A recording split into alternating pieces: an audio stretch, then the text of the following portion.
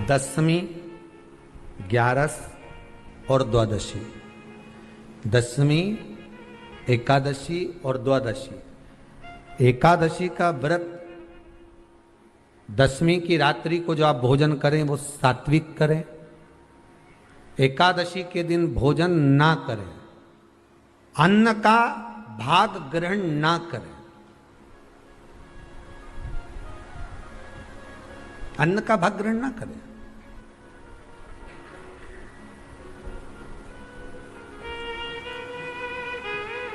कितना सुंदर कहा है महाराज जी। यदि आपके यहां पर गौ माता है, आपके घर में अगर गौ माता विराज रही है,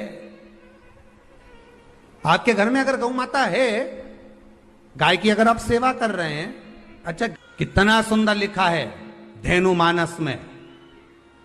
गीता प्रेस गोरखपुर की गौ अंक को निकालकर पढ़िए कल्याण का, उसमें लिखा है ब्रह्म मुहूर्त में सुबह के समय पर गाय की पूंछ को पकड़कर या गाय की रस्सी को पकड़कर जो 2 कदम भी चल लेता है, उसके लिए भगवान विष्णु बैकुंठ का मार्ग और कुबेर का मार्ग प्रशस्त कर कर खोल देता। जरा पढ़िए धेनु मानस को, पढ़िए गौ अंक, पढ़िए गीता प्रेस गोरखपुर का कल्याण का अंक निकाल कर पढ़िए कि गाय का मात्र रस्सी पकड़कर 2 कदम चलने वाले के लिए मार्ग प्रशस्त हो जाता है। एकादशी के दिन अगर आपका व्रत है तो आप भूलवश भी डब्बे में रखी हुई रोटी गाय को ना देते हुए कुछ थोड़ा सा फल, फलहार, कोई केला, कोई सेब, जो आप खाते हो, अंगूर, पपीता, जो आप ग्रहण कर रहे हो, उसका थोड़ा सा भाग आप गाय को प्रदान करो। आप गाय को दीजिए।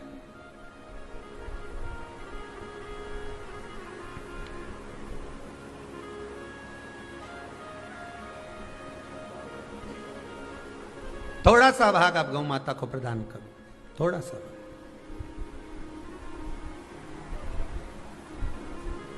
सारे व्रतों में केवल एक व्रत ऐसा होता है एकादशी का, जिसका उद्यापन पहली एकादशी पर भी कर सकते हो। सारे उद्यापन में केवल एक उद्यापन ऐसा होता है, सारे व्रतों में एक व्रत का उद्यापन ऐसा होता है, वो है एकादशी का। ये जरूरी नहीं कि 26 पूरी होगी तभी तुम करोगे, या तो पहली में ही कर लो या फिर 26 पूरी हो तब कर। पर उद्यापन, अगर तुमको ऐसा लगे कि हाँ मैं अभी तो जीऊंगी हो, अभी तुम्हारा बाल भी धोला नहीं हुआ, तुमको ऐसा लगे तो अभी तो मैं तो बढ़िया, तो फिर भले मत करो। पर एकादशी का नियम कह रहा है, एकादशी का यहाँ 18 नियम में से एक नियम कह रहा है कि एकादशी का उद्यापन पहली एकादशी पर भी हो सकता है, पहली पर भी कर सकता है, फिर तुम्हारा मन पड़े तब। क्यों? तो पहली पर करने से क्या फल मिलेगा? तो एकादशी की नियमावली कहती है, अगर मान लो आपने पहली एकादशी पर भी उद्यापन कर लिया, इसके बाद में जितनी एकादशी करोगे वो सारी तुम्हारे खाते में जुड़ती जाएगी। मतलब बैंक में खाता खोल लो, ठीक है? खाता खोल लिया, अब जितना कमाता जाओगा उसमें डालते जाओ, जितनी कमाई करके लाओगे उसमें जमा करते जाओ। एकादशी एक बार उद्यापन पहले में भी हो गया तो बाकी का पुण्य तुम्हारे खाते में आ जाए, उसका पुण्य। एकादशी का उद्यापन बड़े महीने में माघ शुक्ल एकादशी के दिन, माघ का महीना हो, शुक्ल पक्ष की, जम के बोलिए एकादशी हो, प्रयास करना कि आप उद्यापन करें। भले 5, 10, 11, 12 जितनी एकादशी हो जाए, 26 हो जाए तो ज़्यादा अच्छी है, नहीं तो आप करें तो माघ महीने की शुक्ल पक्ष की एकादशी के दिन आप उद्यापन करें। प्रयासरत करें, प्रयास करें। बड़े महीने के अंतर्गत जो उद्यापन, हाँ चतुर्मास के अंतर्गत उद्यापन नहीं होता एकादशी का, बहुत ध्यान दीजिए हमारा। ये जो सावन भादो कुंवर कार्तिक जो 4 महीना होते हैं भगवान के शयन करने के, इसके अंतर्गत एकादशी का उद्यापन नहीं होता, और इसके अंतर्गत उद्यापन करना भी नहीं चाहिए एकादशी। महाराज एकादशी का उद्यापन माघ महीने की शुक्ल पक्ष की एकादशी के दिन आप बहुत प्रेम से आनंद के साथ करिए महाराज। परंतु एकादशी के उद्यापन में सबसे ज्यादा अगर कुछ जरूरी होता है तो 24 तरह का नैवेद्य जरूरी होता है। कितने तरह का? 24 तरह का नैवेद्य। अब आप कहोगे गुरुजी उद्यापन हम कर रहे हैं एकादशी का, तो उसमें तो फलहार का हमें नैवेद्य बनाना चाहिए। तो फिर ये पुराण के अंतर्गत स्कंद पुराण में ये चीज लिखी है कि एकादशी का जब उद्यापन करते हैं तो 24 तरह का नैवेद्य बनाकर सिद्ध करते हैं। 24 तरह का नैवेद्य जान रख लेना, हलवा बना लो, खीर बना लो, पूड़ी बना लो, सब्जी बना लो, पकोड़ा बना लो, भजिया बना लो, ऐसे 24 तरह का नैवेद्य अलग अलग चाहिए। पर लोग क्या करते हैं, खोपरा पाक बनवा लेते हैं 1-2 किलो और 24 जगह रख देते हैं। स्वीकृत नहीं है। 24 तरह का नैवेद्य रखा जाता है। महाराज एकादशी के दिन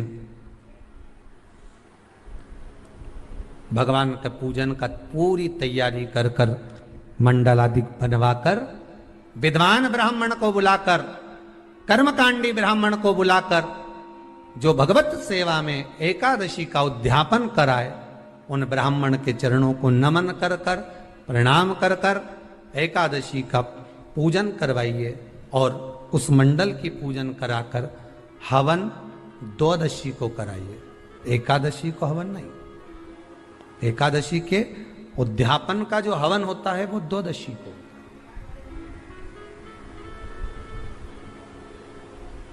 एकादशी का उद्यापन द्वादशी को बड़े प्रेम से आप खूब आनंद से हवन पूजन कराओ। पूजन कराने के बाद, हवन कराने के बाद 26 जोड़े ब्राह्मण ब्राह्मणी के बुलाकर भोजन कराकर उनको भाव से जो आप समर्पित कर सकते हो, जितनी आपकी सामर्थ्यता हो, उस सामर्थ्यता के अनुसार आप दान धर्म पुण्य करो, आप उन्हें प्रदान करो। और बन सके तो एकादशी की रात्रि को भी जागरण करें और द्वादशी के दिन जिस दिन हवन करें उसकी भी रात्रि को कुछ जागरण करें। जागरण का मतलब पहले भी कथा में कहा, प्रदोष की कथा में वर्णन किया था। हम ये नहीं कहते कि तुम पूरी रात जगो।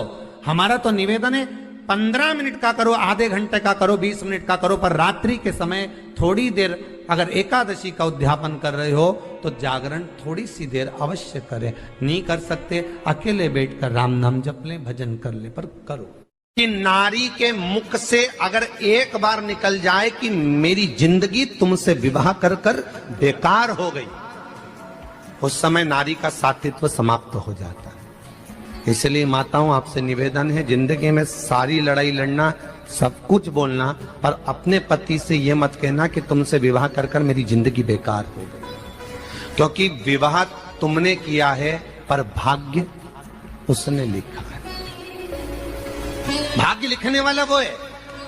और आपसे फिर निवेदन करूंगा, राम मंदिर जाओ, कृष्ण मंदिर जाओ, शिव मंदिर जाओ, भवानी के मंदिर जाओ, तुम्हारे 33 कोटि देवताओं के मंदिर चले जाओ, गणेश जी के मंदिर जाओ, तुम्हारी मर्जी पड़े उस देवता के मंदिर जाना, कोई तुम्हारा भाग्य नहीं बदल सकता। जो तुम्हारी किस्मत में लिखा है वो तुमको भोगना पड़ेगा। तो बदलेगा कौन? तो उसका भी प्रमाण हमारे यहां शिव महापुराण कहती है। एक पारो नाम की विधवा स्त्री थी।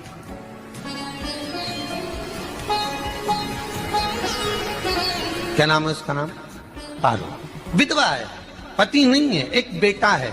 और विधवा स्त्री जो थी वो गर्भ से थी, उसका संतान नहीं हुई थी, पति मर गया था, वो गर्भावस्था में बेटा रह गया और पति चले गए।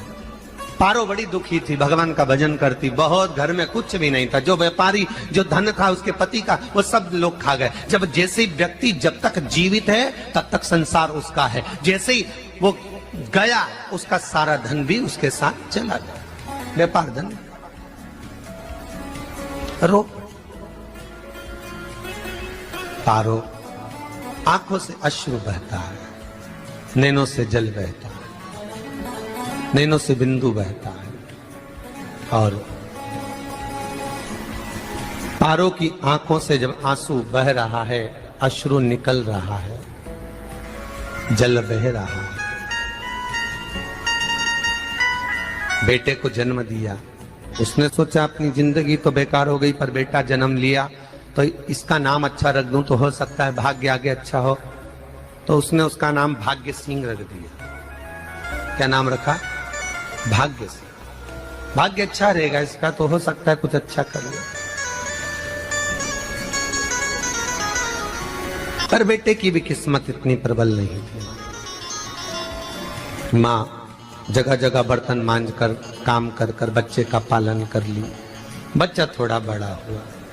माँ मेरे सारे मित्र सेठ हैं, अब मेरा ही किस्मत, मेरा ही भाग्य ऐसा क्यों है? मेरी ही किस्मत ऐसी क्यों है ऐसा?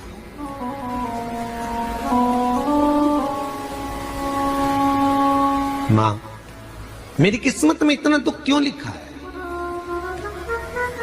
माँ भोजन तक हमको समय पर नहीं मिलता, हमारा भाग्य ऐसा क्यों है? माँ हमारी किस्मत ऐसी क्यों है? माँ कहती है बेटा जो ललाट पर लिखा उसे कौन टाल सका। माँ बच्चों को समझाती है, माँ बच्चों को कहती है, धीरे धीरे समय निकलता है। माँ एक बार बता माँ, तू कहती है कि सब भगवान ने लिखा है भाग्य में, तो भगवान का मिलेगा मुझे बता दे। माँ बोलती है ऐसी कोई जगह नहीं जहाँ भगवान नहीं।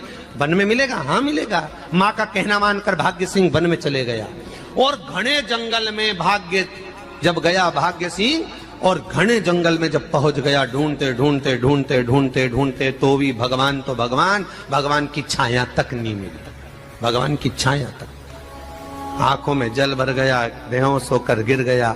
शाम का समय था, विष्णु और लक्ष्मी निकल कर जा रहे थे। लक्ष्मी और विष्णु जाते जाते उसको देखकर रूप बदल के उसके पास गए। बेटा आपका नाम क्या है? हमारा नाम भाग्य सिंह है। कहाँ जा रहे हो? भगवान से मिलना है हमको। क्या काम है तुम्हें भगवान से? भगवान से पूछना है कि मेरी किस्मत ऐसी क्यों बनाई, मेरी किस्मत में गरीबी क्यों लिखी, मेरे भाग्य में इतना दुख क्यों लिखा। मुझे भगवान से पूछना है कि मेरी किस्मत ऐसी क्यों बनाई, मेरी किस्मत में इतना दुख क्यों लिखा। इतनी तो भगवान बोले ये तो देखो भाग्य भाग्य की बात है, सबके भाग्य में अलग अलग होता है। नहीं नहीं मुझे भगवान से पूछना। तो हुआ क्या? मैं बहुत गरीब हूं, मैं बहुत दुखी हूं। भगवान से प्रार्थना है कि मुझे कुछ मेरी जिंदगी का अच्छा कार्य कर दीजिए। लक्ष्मी जी को दया आ गई। नारायण से बोले प्रभु इसको कुछ दे दो, थोड़ा सा इसके ऊपर कृपा कर दो।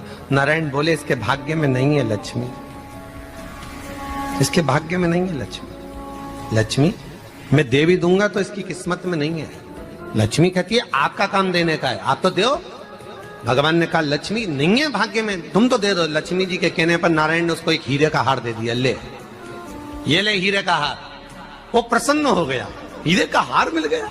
और हार लेकर वो चला, और चलते चलते उसने सोचा मेरी मम्मी को दूंगा, मेरी माता को दूंगा, माँ बड़ी प्रसन्न हो जाएगी। हीरे का हार लेकर जा रहा था। हार ले जाते उसको रास्ते में इतने में उसको तुरंत उसी समय पर कहीं सोचादि कर्म के लिए जाना पड़ा। उसने सोचा इस हार को इस पत्थर पर रख देता हूं, अभी आऊंगा वापिस इस हार को उठाकर घर लेकर चले जाऊंगा। और सोचादि कर्म के लिए वो चल दिया। गया, हाथ धोकर आया, इतने में चील उड़ती उड़ती आई, उसका हार लेकर चली गई।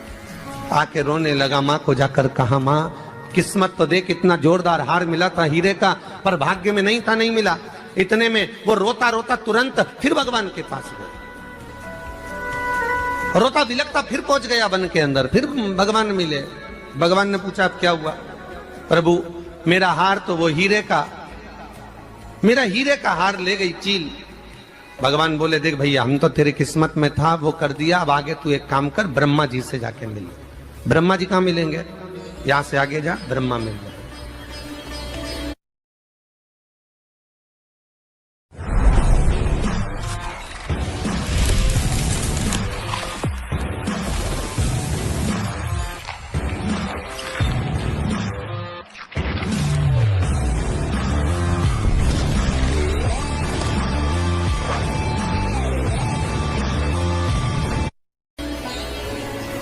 ब्रह्मा के पास गए। ब्रह्मा जी ने कहा क्या हुआ? ब्रह्मा जी मेरे भाग्य में गरीबी लिखी है, कुछ अच्छा कर दीजिए। ब्रह्मा जी कहते हैं तुम्हारा भाग्य में जो लिखा है वो तुम्हें भोगना पड़ेगा। नहीं नहीं, आप कृपा करो। लक्ष्मी जी ने नारायण से कहा इसको कुछ कृपा कर दो, तो भगवान ब्रह्मा जी ने कहा चलो इसका भाग्य बदलने के लिए एक हीरे की अंगूठी दे दे। प्रदोष काल जो होता है भगवान ने उसको हीरे की अंगूठी दी, ये प्रदोष की और हीरे की अंगूठी दी, फिर वो लेकर चला। इतना खुश था, मुझे हीरे की अंगूठी मिल गई, अब मुझे हीरे की अंगूठी मिल गई। इतना प्रसन्न होकर जा रहा था, इतने में इसको लग गई प्यास। इसने सोचा पानी पी, पानी पीने के लिए इसने मुंह को करा नीचे, जेब में रखी थी अंगूठी, वो पानी में लुढ़क गई। लुढ़कते से एक मछली निकल गई। व्यक्ति भी है जो अंगूठी भी रहा है, उसके पास में खाने के लिए देखिए, कुछ नहीं है, फटे कपड़े पहनता कोई है, कितना भी उसकी साथ जिंदगी दे में दे कुछ पर भी नहीं भाग्य बचा। में और अगर करने में सुख लगा लिखा हो गया, होगा तो वो अपने आप अगर वो प्रदोष के दिन, प्रदोष काल में शाम के समय फिर आया, फिर माँ से काम आया, चढ़ा देता है, तो 3 या 4 माँ ने कहा चल जाने दे, तू रोज रोज बहाना बना के चले जाता है, दिन भर इधर उधर घूमता रहता है, शाम को आता है और बहाने बना के काका की स्टोरी सुनाता रहता है। इतना ये प्रदोष का वर्णन करा, न जाने कहाँ कहाँ की कहानियां सुनाता रहता है बच्चा। कौन करे इतना? काम पे जा, कुछ काम कर तो भाग्य बदलेगा। नहीं नहीं माँ, मैं सत्य बोल रहा हूँ, नहीं माना। फिर चले गया। नारायण ने कहा एक काम करो, अब तुम शंकर जी के पास जाओ, शिव जी के पास। भोलेनाथ जी ने उसको हीरे की पोटली दी, क्योंकि उनके बराबर वो हीरे की पोटली ले जाकर अब की बार सोचा कहीं भूखूंगा ही नहीं, सीधे घर गया। मम्मी को याद करा, माँ माँ माँ नहीं थी, उसने एक लोटे के अंदर हीरे रख दिए।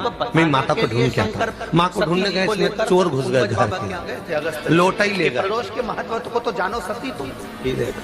फिर आके देखा, फिर माँ ने कहा, फिर बहाने बनाया तूने, फिर स्टोरी सुने, फिर कहानी के महत्व को तो सती जानो तुम। माँ में सत्य कह रहा, सत्य कह रहा। आखिरी में हार गया। फिर भगवान विष्णु और ब्रह्मा ने एक ही बात कही, तू शंकर के मंदिर की चौखट पर जा, वहां क्या करना पड़ेगा मुझे, कुछ मत करना, केवल उसकी चौखट पर जाकर उसका दीदार करना, उसका दर्शन करना। उससे क्या होगा? भगवान विष्णु और ब्रह्मा कहते हैं 33 कोटि देवताओं के पास जाएगा तो कुछ नहीं होने वाला, पर शंकर के दरवाजे पर भाग्य देवी रोज प्रतिदिन झाड़ू लगाती है। कौन झाड़ू लगाती है? भाग्य देवी।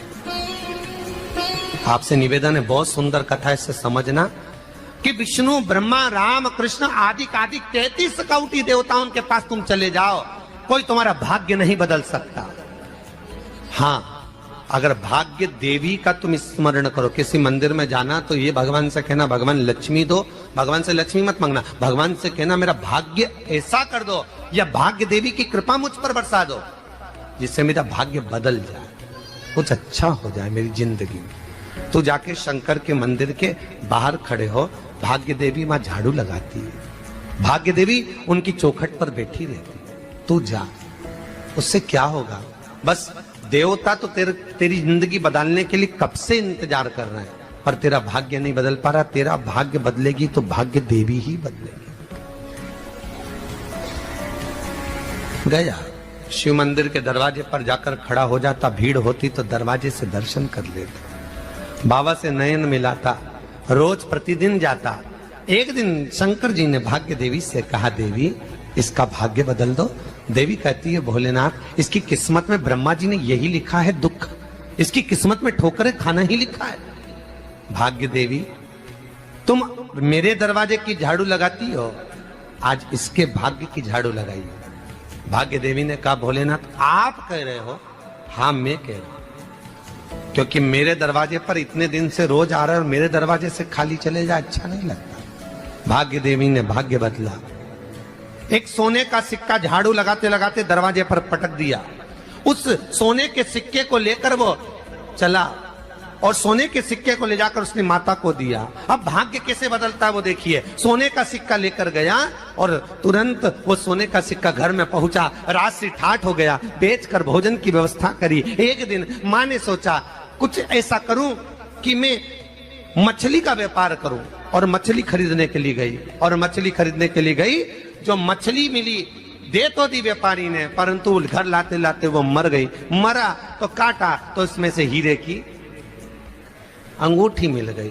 अंगूठी तो मिली, इतने में माँ ने कहा देखो भगवान ने बड़ी कृपा करी, हीरे की अंगूठी मिली। बेटे ने कहा ये मेरी ही अंगूठी है। मछली निगल गई थी। माँ ने कहा बेटा जाओ, थोड़ा आज ब्राह्मण भोजन करने आएंगे, थोड़ी लकड़ी काट कर लिया। बेटा लकड़ी काटने गया, एक पेड़ पर, सूखे पेड़ पर चढ़ा लकड़ी काटने के लिए। काटते काटते उसको पेड़ की डाली पे एक हार टंगा हुआ दिख गया।